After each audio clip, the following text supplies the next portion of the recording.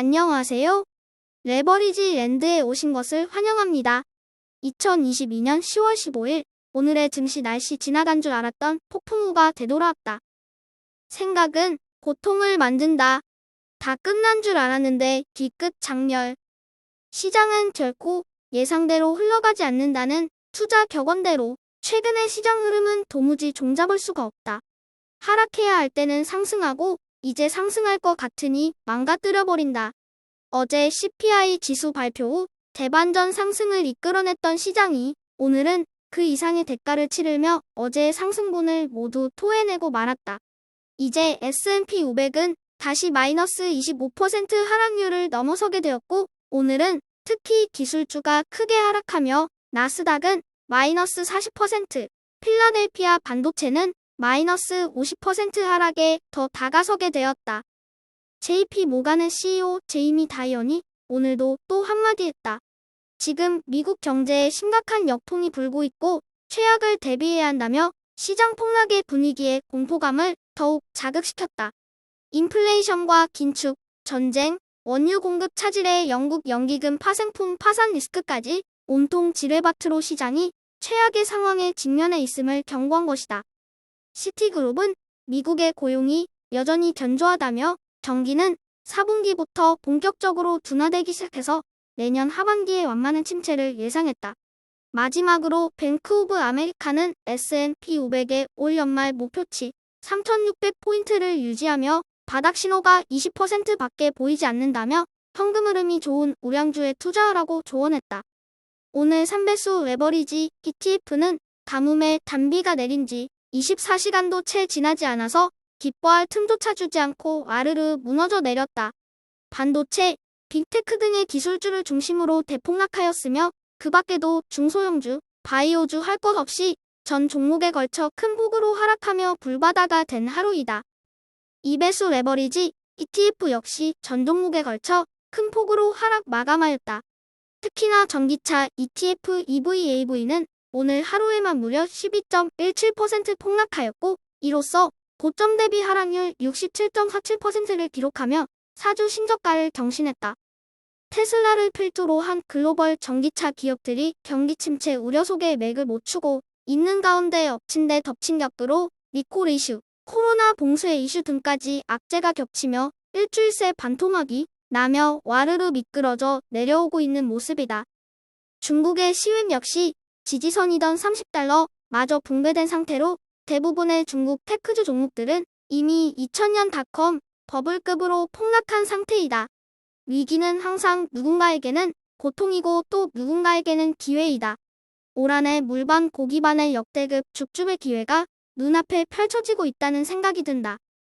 3배수를 역으로 추종하는 고버스 ETF는 어제 억울하게 당한 데 대한 분노를 표출하듯 오늘 하루 폭발했다. 반도체, 빅테크 중심의 고버스 ETF들은 이제 올 한해 3배 이상의 수익률을 기록하고 있으며 인정하고 싶지 않지만 올 한해는 기술주의 시장 하락에 베팅한 사람들이 가장 크게 재미를 보고 있는 한 해가 되었다. 잡히면 죽는다던 고버스 스님의 경고를 무시하고 어제 또다시 땡땡이를 친 반도체, 빅테크. 땡땡이 하루 만에 고버스 선생님에게 붙들려 들어오며 호되게 두들겨 맞고 있다. 고버스 선생님이 포효하며 말했다. 니들이 가니 배 밖으로 나왔구나. 물가가 도리어 올라간 마당에 가만히 있어도 시원찮을 마당에 분위기 파악 못하고 니들이 감히 도발을 해? 니들은 인플레이션 잡히기 전까지는 국물도 없을 테니 그런 줄 알아. 다음으로 불진의 개별 종목 소식으로 넷플릭스는 내년 광고 출시 기대감으로 좋은 흐름을 이어가고 있는 가운데 설레는 마음으로 다음 주 실적 발표를 대기한다는 소식이고 반도체는 오늘 하루 필라델피아 반도체 지수의 4% 이상 대폭락과 함께 6개 전 종목 모두 어제의 상승분에 이자를 보태주며 와르르 주저앉았다. 웰스파고는 테슬라에 대한 목표가를 기존 $280에서 $230로 낮춰 잡으며 침체, 고금리, 강달러 역풍으로 인해 어려운 환경에 직면해 있다며 비용에 예민한 소비자가 $60,000짜리 자동차를 소비할 것 같지는 않다고 부정적인 전망을 내놓았다. 불진의 15개 개별 종목은 일제히 하락 마감한 모습이며 특히나 테슬라의 7.55%, 하락이 눈에 띄며 엔비디아와 AMD 역시 5% 이상 급락하며 불지의 9.52% 하락을 주도했다. 이미 빠질 대로 빠져서 더 빠질 곳이 없어 보이는 빅테크와 반도체. 여기서 더 뺄 수 있을 것인가? 과연 다음 주에는 어떤 모습을 보여줄지 갈수록 흥미진진해진다. 오늘의 추천 종목은 중국의 UAM 기업인 이양홀딩스이다.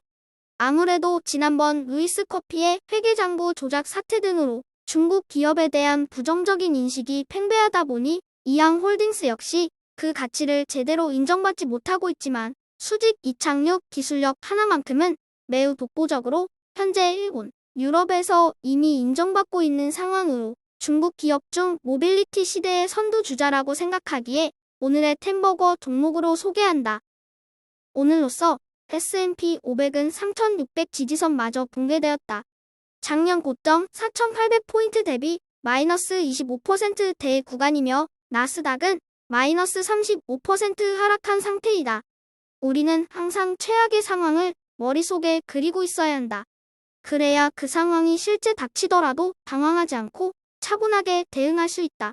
JP 모간의 제이미 다이언의 예언대로 만약 S&P 500이 10% 이상 더 빠지게 된다면 나스닥은 2008년 리먼 브라더스 사태 당시와 동일한 수준의 마이너스 50%까지 하락하게 될 것이다. 개인적으로 지금 현재의 상황이 그 정도까지는 아니라고 생각하기에 맥시멈 마이너스 40%까지를 바닥으로 추측하고 있지만 만약 실제로 나스닥이 반토막 난다면 우리가 투자하고 있는 세배 레버리지 ETF 역시 45% 이상의 반토막을 각오하고 있어야 할 것이다. 하지만 너무 쫄 건 없다.